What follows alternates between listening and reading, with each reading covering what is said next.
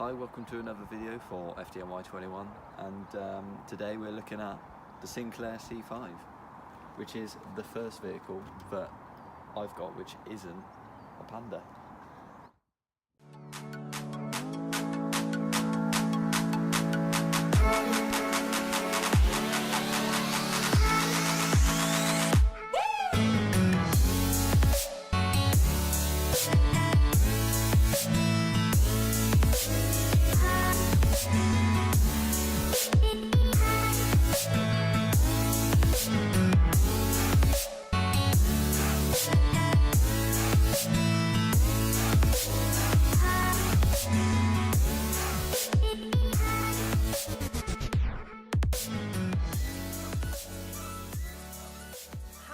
About acquiring this? Well, this has actually been owned by the company my dad works for, which is Control Gear, since it was released in 1985, so it's actually the oldest vehicle that we own as well. How old does that make it? Like 34 now. 34, yeah. Nearly 35, because we found out this is February, so it'll be 35 next year. Basically, they bought it because it was a press car, so they were actually really close with Sinclair, who's the people who made this. They gave them one, they would drive it everywhere, they'd obviously promote Sinclair as well as promoting their company. But I'm sure as we'll explain a bit later, these were the most successful things in the world, and this has literally been chucked up on a shelf probably for over 30 years. So the Sinclair was an idea by Sir Clive Sinclair after his idea for the Spectrum, which was an idea basically to have computers in every home, and they thought that this would be the future of transportation, I suppose. It was called just a vehicle because it's not really a bike, it's not really a car, it's more of a trike, but it's just wacky, and he called it a vehicle. That's how he wanted it. And basically the idea is if I get the key here, the idea was you could go shopping in it or you could go to the office in it. Around town it was meant to be a small electric vehicle to use locally, and the key isn't going to work now, which is great. Here we go. So there's currently a load of rubbish in there, but the idea was you could get a plastic bag or two in there if you were going shopping, and really it was just meant to be the future for around town use, but it didn't really turn out that way, because in 1985 this was released and they had made loads in bulk. I think official figures were like 15 to 17,000 of these were made, and most of them like to prepare for the wave of people that were about to buy them.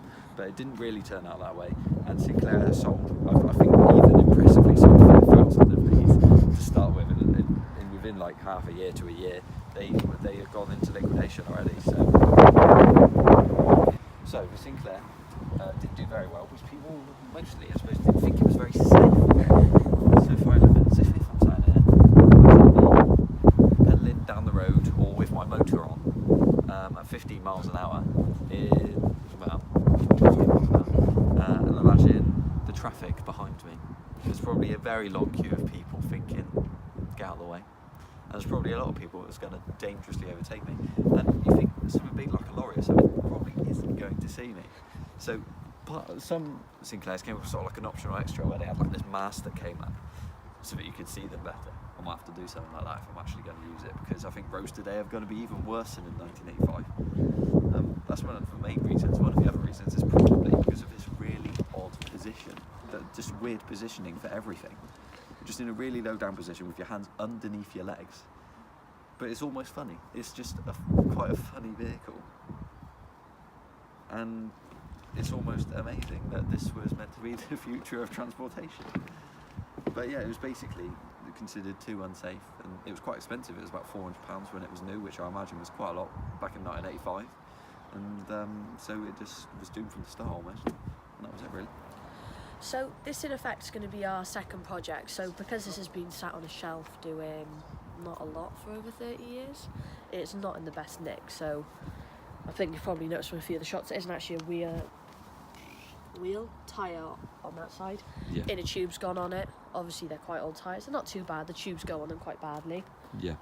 In terms of marking though, it's marked all over. Sad. Yeah. It's quite sad really.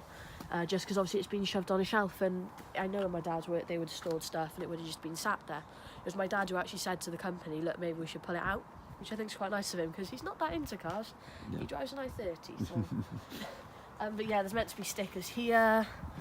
They're obviously all coming off. So sadly a crack in this, and this is very hard to get. Yeah. Parts are quite rare, aren't they, I suppose? Yeah, as you can imagine, you know, and they only made 5,000 and most people didn't really care for them that much. But yeah, we just plan to do it up, do our own thing with it. It's going to be different, I'll tell you that. But yeah, we plan to get this up and running, and we probably will use it, and it probably will come to shows. So Yeah, I don't think we'll go to work in it, mind. But, I wouldn't go to work in it because mine's down a dual carriageway, so it'll be 70 when I can do probably 8 mile an hour at tops in there. Well, you can probably do 50. Yeah. Maybe. I was going to bring it over to this as well. These are a couple of other bits that we had with the Sinclair, and as you can see here, we've got the front cover and the one of the other rear wheel trims, and we've got the tyre as well. We just need an inner tube, but you can see the amount of curbing on here and stuff. It just looks like that when it was a control gear, I imagine it was just dragged down pavements and stuff when it was being used. Well, as I said at the start, when they used to do this as a press car, my dad said when they first bought this thing, it would be like, who wants to go in it next? So they'd all have goes going down to the shop. She's only a 2 to 5 minute drive away, but as you can imagine in this, I doubt they really cared about it. So when we got this, we figured we're going to have to do a fair few things to it. So I took it to my work and pulled a few things apart. There's not a lot to one of these, so it was actually almost pleasant to actually get bits off. And I mean, I took the tyre off because the inner tube was gone. We've got an inner tube on order. That's coming. Brakes, they seemed okay. Off the front ones, I think I need to tighten it up a bit maybe because it's a little bit loose. But well, it's not as effective as I think it should be. But the rear brake's fine. Check the motor. When we had a jump pack, on the positive and negative. The motor worked, so we figured this is definitely a project worth taking part in. So. What else have we got? The chain underneath that attaches to the pedals on the front here.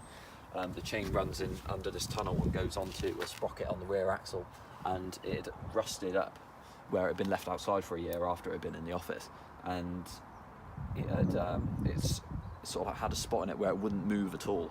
So it would come to a point on the chain where it would just jump, and so in the end what I ended up doing was greasing the whole chain, and then on the part that was rusted up I hit it with a hammer over the sprocket until it was in the shape of what it needed to be again, and now it runs freely again, and now that it's all greased up it's starting to move again, which is great. And I'm trying to think if there was any... Yeah, the tensioner for the chain is meant to have a plastic clip on it. It's a really weird tensioner. I would show you it, but it's quite hard to show you underneath here right now. And the tensioner is really odd. It's like a metal, it's got a spring on top, it's got a metal joiner with sort of like some sort of gear which goes onto the chain, and there's meant to be a plastic clip that pushes it away and tensions it, and we're missing the plastic clip, so there's one of those on it as well, which is it's quite good really, that you can still get this sort of stuff for a car or for a vehicle that isn't really that popular at all, because I've never seen one before other than this one. The other thing I look at though is the wiring, because the original battery, which is at work at the moment, is toast. And actually I want to show you this is the power pack.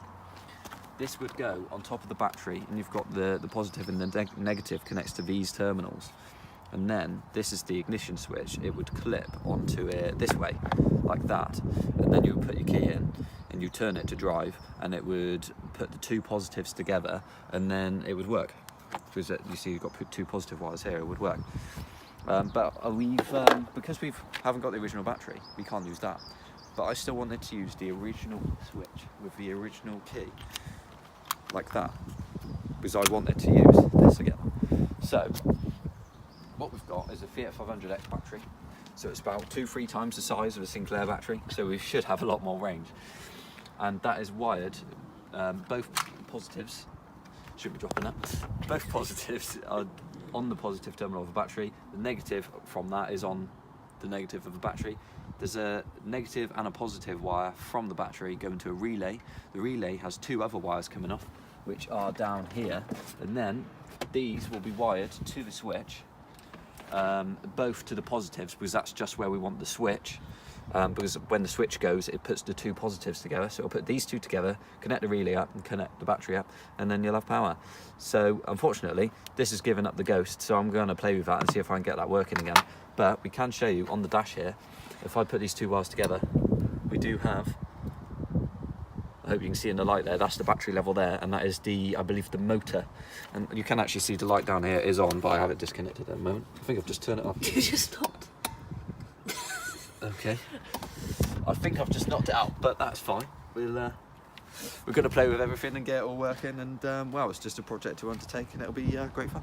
We also thought we'd just show you a few of the things that this came with. So it actually comes with all the original documents. So they did actually offer this thing where you got a free number plate for the car. So you'd send off whatever you wanted, and they would send back a sticker which you could put on the back. Yes. So go. we will, I think it was roughly here, wasn't it? On yeah. the, yeah. So you will see on some of them that they still have the original plate with whoever decided whichever one they wanted. I've only actually noticed, but it looks like they've got two raised bits here which you could stick it onto. Yeah, it does. Yeah. I've never noticed. Yeah. I've just noticed that. The other thing you got was, which you came with the car, was your accessories book, which means you can get ridiculous things like basically a tent. It is very funny. The mad thing is, if you look at the prices on this, like £8, £20, and it's about, oh great. Oh dear, the book has fallen apart. Look what Georgina's done. Sorry.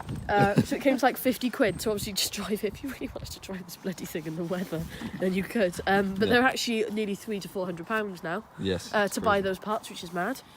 That's the mast Owen was talking about earlier. Yeah. So you could also have that. Amazing indicators. Amazing. And mirrors. You could have cushions. So you could have C5 comfort. So yes. Well, there is no comfort there whatsoever, so it would have actually been quite nice. And as you just mentioned, indicators, mud flaps. We have some mud flaps, which is They exciting. don't look quite like that, but they do look very good. Quality remake. There's the mast, £8. Horn, mirrors. We found a set of mirrors and a set of indicators for £300 each, yeah. and that doesn't include postage. So it's mad how much the prices have gone up. And then lastly, obviously, just your handbook. So looking after your Sinclair, there is. Oh, there's Sir someone going to Clive, work. exciting. I don't think that's Sir Clive, G. Isn't it? No, it's not. That's not Sir Oh, Clive. no. It's not. That's someone else. I do apologise because it said It Clive does say Clive Sinclair. Sinclair, I got a yeah. bit confused. Yeah, that's definitely not him. Sorry. But it does actually kind of tell you everything about it. So, if we're working on this is quite useful to have because, sometimes when you're quite a buying lot. old cars, you don't get much with them. No. Charles is a brilliant example of that. Well, yes. And he will be showing up later, don't worry. Yes, Char and Jurassic Panda are both due to be featured in the video. And there we go, that's it for today. Yeah. Thanks for watching, and we hope to see you again soon.